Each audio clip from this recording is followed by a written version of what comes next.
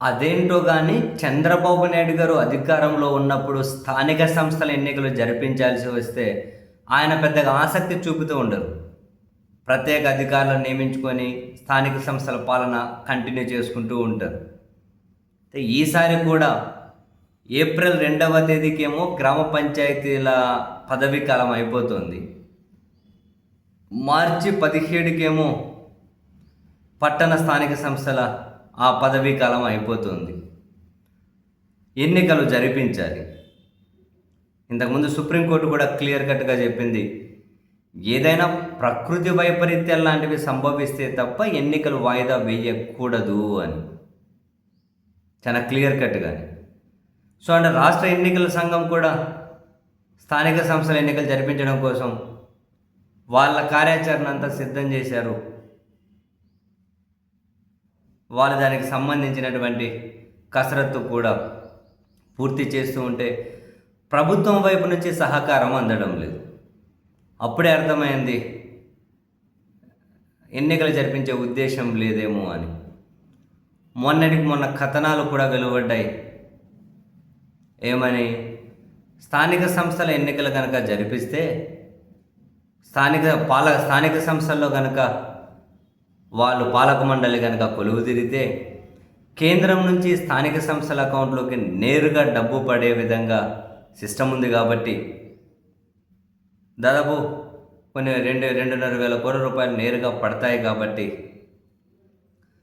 అది వాళ్ళ అనుమతితో వాళ్ళే ఖర్చు పెట్టుకోవాలి కాబట్టి ఆ డబ్బులు మనం వేరే అవసరాలకు డైవర్ట్ చేసుకోలేము అనే ఉద్దేశంతో చంద్రబాబు నాయుడు గారు ఎన్నికలు జరిపించడానికి సిద్ధంగా లేరు. అక్కడ అధికారుల పాలన పెట్టి ఆ గ్రామ పట్టణ స్థానిక సంస్థలకు దక్కాల్సినటువంటి డబ్బును వేరే అవసరాలకు వాడుకోబోతున్నారు అని కొన్ని కథనాలు వచ్చాయి. జస్ట్ కథనాల వరకు మాత్రమే.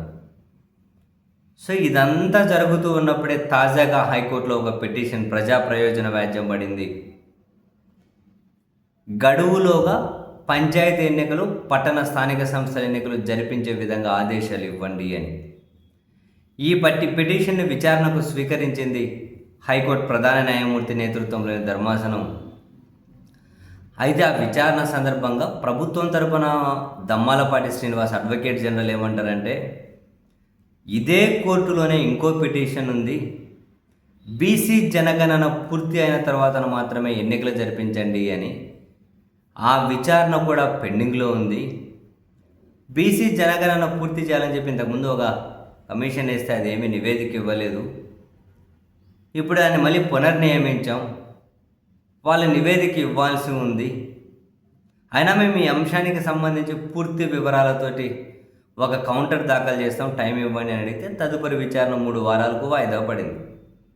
అంటే ఇప్పుడు అడ్వకేట్ జనరల్ వర్షన్ కనుక చూస్తే బీసీ జనగణన అవ్వాలి అంటే ఏదో ఒక కారణాన్ని అయితే వాళ్ళు చూపెడుతూ పంచాయతీ ఎన్నికలు పట్టణ స్థానిక సంస్థల ఎన్నికలను హోల్డ్ చేయాలి అనే ఆలోచన చేస్తూ ఉన్నారు అని చెప్పైతే క్లియర్ కట్గా కనిపిస్తూ ఉంది.